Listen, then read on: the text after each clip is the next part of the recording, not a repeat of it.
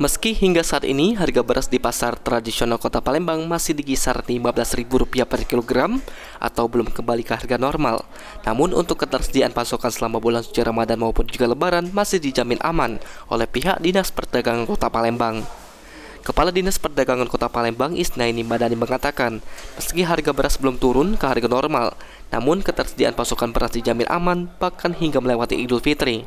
Pasalnya saat ini tengah memasuki masa panen, dan selain itu Bulog akan menerima beras impor dari negara Vietnam yang diupayakan tidak mengganggu proses penyerapan beras dari petani lokal.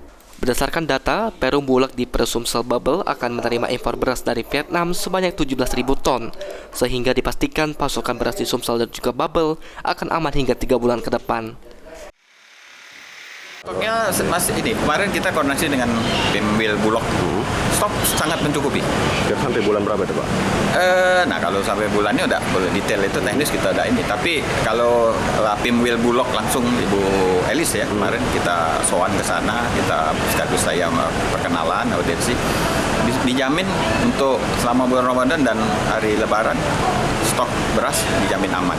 Artinya selama 1 bulan lebih ke depan lah. Ya. Sandi Pratama, PAL TV.